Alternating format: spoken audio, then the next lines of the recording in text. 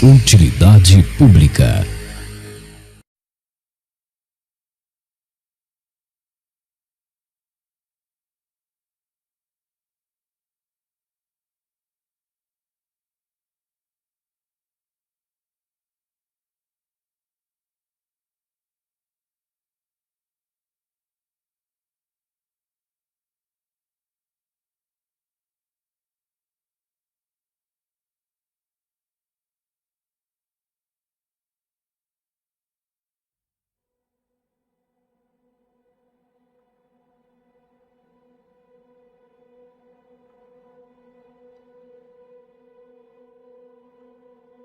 Quando se trata do surgimento da vida na Terra e possivelmente em outros corpos celestes pelo universo, mais cedo ou mais tarde, a menos que você acredite em teorias da conspiração ufológicas, o tema já bastante explorado do paradoxo de Fermi e suas diversas soluções virá à tona.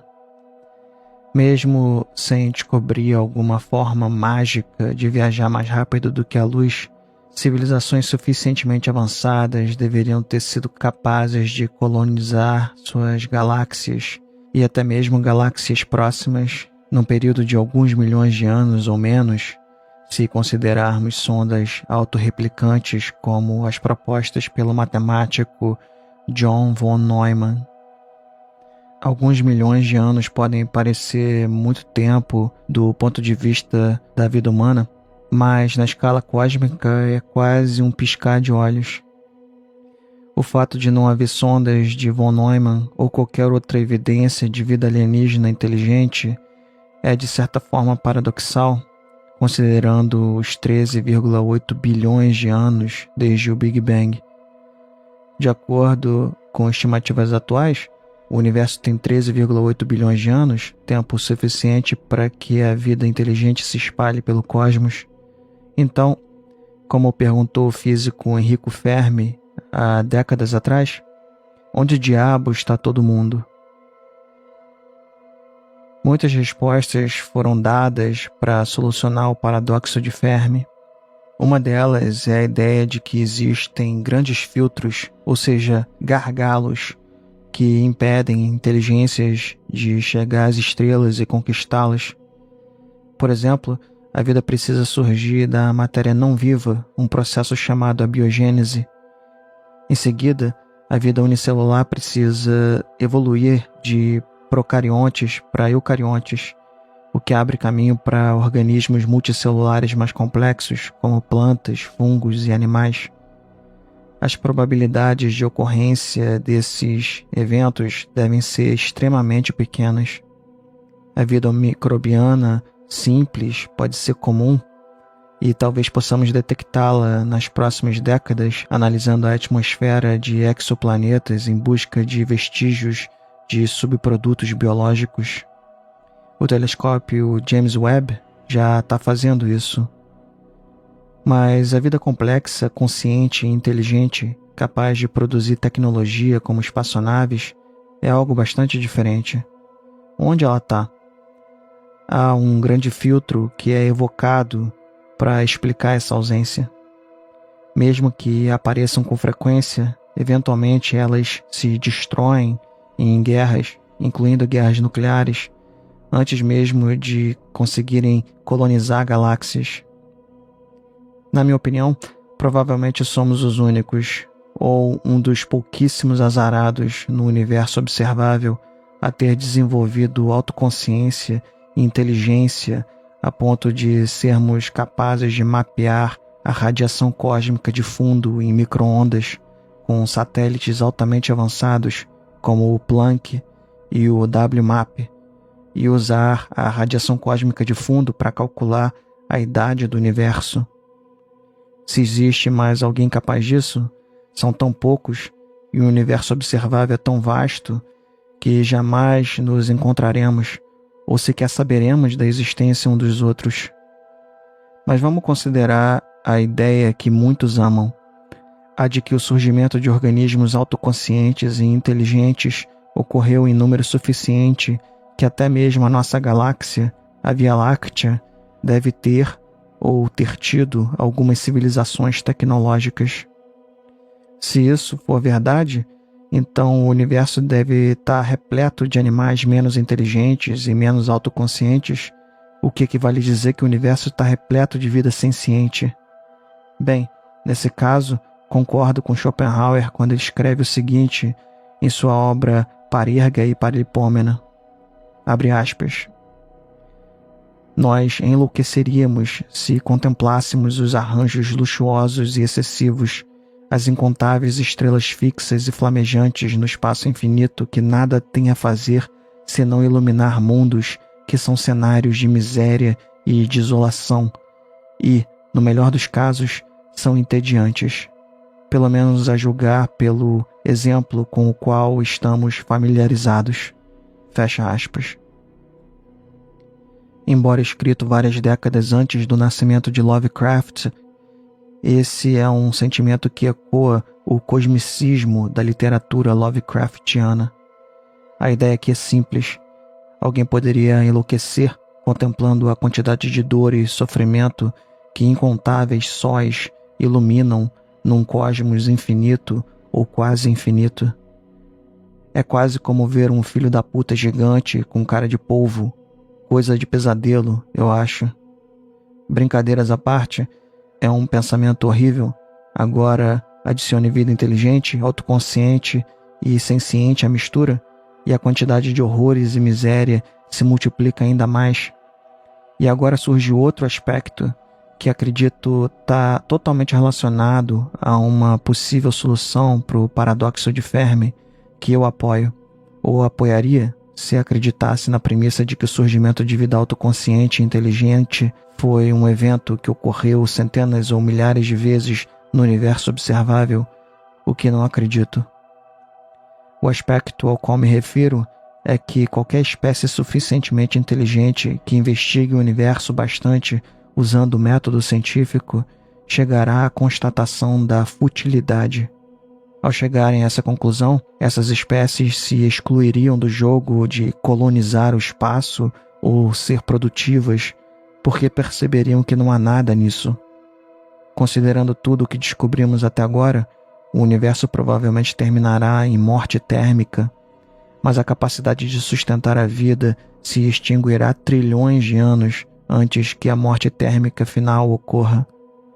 Existem outras duas possibilidades, um tanto quanto desacreditadas, mas ainda reais de acordo com a física moderna. O Big Crunch, no qual o universo entrará em colapso sobre si mesmo devido à gravidade vencer todas as outras forças, e o Big Rip, que é uma expansão descontrolada do tecido do espaço-tempo que despedaçará até mesmo partículas subatômicas, deixando nada em seu rastro. Mas, dadas as estimativas atuais da geometria do universo, parece que ele continuará se expandindo a uma taxa na qual as coisas não serão despedaçadas. Em vez disso, elas simplesmente se distanciarão a ponto de não haver mais produção de calor e, portanto, nenhum trabalho, no sentido termodinâmico, será possível. Será a vitória final da entropia. Mas, em todo caso, o universo provavelmente terá um fim, independentemente de como isso aconteça. Qualquer civilização avançada que saiba disso, sabe que teria que se tornar como um deus onipotente para mudar qualquer um desses resultados, que são os únicos possíveis para o nosso universo, dado o nosso entendimento atual da física, que é absurdamente preciso, independentemente de quantas pessoas que não têm a menor ideia de como a ciência contemporânea funciona possam reclamar e dizer que tudo é invenção. A menos que ocorra alguma descoberta verdadeiramente milagrosa que mude o campo da astrofísica a ponto de tornar tudo o que sabemos agora obsoleto, o universo terminará numa morte térmica, num Big Rip ou num Big Crunch. Portanto, alienígenas inteligentes e tecnologicamente avançados entenderiam que tudo é uma grande bosta. Eles, então, abraçariam a loucura das mitologias religiosas, ou os prazeres da vida, ou a extinção, ou provavelmente as três coisas, já que veriam a futilidade de toda existência quando observada de um ponto de vista empírico e factual. Como escreveu o saudoso e renomado físico Steven Weinberg em seu livro Os 3 Primeiros Minutos, abre aspas, quanto mais o universo parece compreensível, mais ele parece sem sentido. Fecha aspas. O pior é que, mesmo no caso do universo não acabar, como nos modelos de estado estacionário, e mesmo que o universo se recicle em novos universos numa cadeia infinita, o fato é que Steven Weinberg estava certo. Nada tem sentido. O fato de que o universo vai acabar deveria nos fazer sentir bem, e torçamos que nada venha depois. Só que o universo nem precisa morrer para que a futilidade continue sendo verdade. Mas vamos supor que o universo vai morrer, já que essa é a posição acadêmica e não a posição jeca e fanática religiosa, mesmo que, de alguma forma, outro universo possa nascer depois.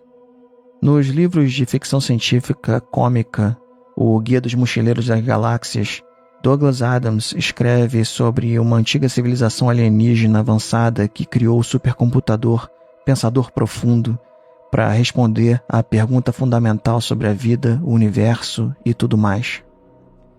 Basicamente, eles estavam perguntando qual era o significado último de toda a existência. Então, depois de computar por 7,5 milhões de anos, o Pensador Profundo respondeu, de forma memorável, que a resposta é 42. No entanto, essa foi uma resposta sem sentido e o Pensador Profundo programou outro supercomputador, o planeta Terra, que executaria um programa de 10 milhões de anos para realmente responder à pergunta fundamental sobre a existência. Mas 5 minutos antes de a resposta ser finalmente alcançada, a Terra foi destruída pelos Vogons, uma raça de alienígenas burocráticos, para dar lugar a uma rodovia intergaláctica ou algo do tipo. No segundo livro da série, O Restaurante no Fim do Universo, a visão de que o universo e, portanto, a existência como um todo é sem sentido é claramente declarada pelo personagem Max Quadlepin, o dono do restaurante, que existe numa bolha temporal onde os clientes podem assistir ao fim do universo repetidamente.